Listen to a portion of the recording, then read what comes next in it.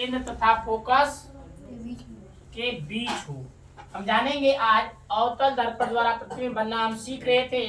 आज सीखेंगे अवतल दर्पण में जब वस्तु वक्रता केंद्र तथा फोकस के बीच हो, इसे आप लोग ध्यान से देखेंगे तो चित्र के माध्यम से ही समझ जाएंगे कि उसका प्रतिबिंब कैसा बनेगा और चित्र देखकर उसे आप लिख सकते हैं। तो देखिएगा, जब वस्तु वक्रता के तथा फोकस के बीच अवतल दर्पण बनाते हैं, देखना थोड़ा हो गया है, अवतल दर्पण बनाए। अवतल दर्पण आप लोगों को बताए थे कि किसे कहते हैं, जो यानी कि जिसका उभरे हुए तल पे कलई किया हो तथा दबे हुए तल से प्रकाश का परावर्तन होता है, उसे हम अवतल दर्पण कहते हैं। ये हमारा हो गया सीधा मुख्य अक्ष हो गया। इसे ध्रुव को एफ से फोकस क्या कहते हैं, फोकस को निरूपित करते हैं और एफ से फोकस को निरूपित करते हैं और सी से वक्रता केंद्र को, और वस्तु को हमें यहाँ पे रखना है, यानी यह वक्रता केंद्र और फोकस के बीच में रखना है। अब यहाँ हम वस्तु को रखते हैं तो प्रकाश की किरण मुख्य अक्ष से समांतर जाती है और मुख्य अक्ष के समांतर जाने वाली प्रकाश की किरण परावर्तन के पश्चात फोकस से होती हुई वापस आ जाती है।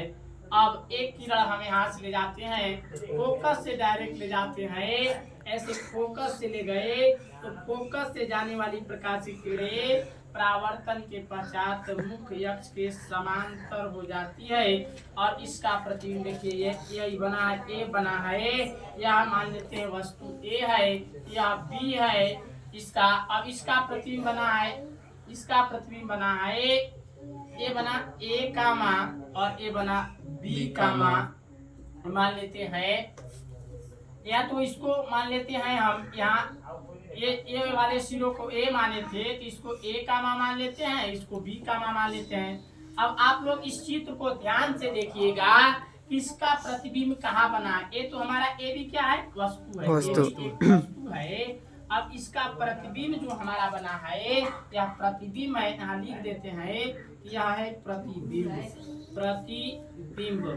यह प्रतिबिंब है।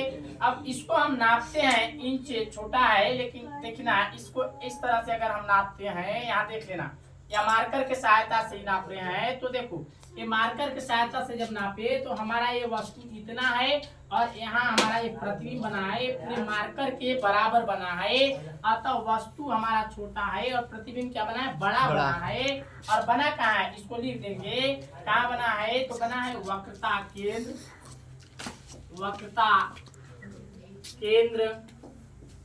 वक्रता केंद्र तथा अनंत के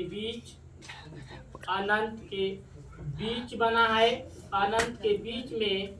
और वस्तु से हमें नाप कर आप लोगों को बताए कि वस्तु से बड़ा बना है, वस्तु से इसका प्रतिबिंब बड़ा बना है, बड़ा, वस्तु से बड़ा। और दूसरा स्टेप देखेंगे कि हमारा ये जो सिर था इधर इस मुंह के था, इधर था ए वाला और इधर नीचे इसका ए मुंह है, अर्थात उल्टा बना, उल्टा, और वास्तव में बना है, हम चिन्ह लगाए नहीं है तो यह वास्तविक बने। देखो यह वक्रता केंद्र है, यहाँ इधर अनंत है वक्रता केंद्र के बाद, अतः वक्रता केंद्र और अनंत के बीच में बना है, वस्तु से बड़ा बना है और यानी कि उल्टा बना है, और क्या कहते हैं, वास्तव में प्रतिबिंब बना है।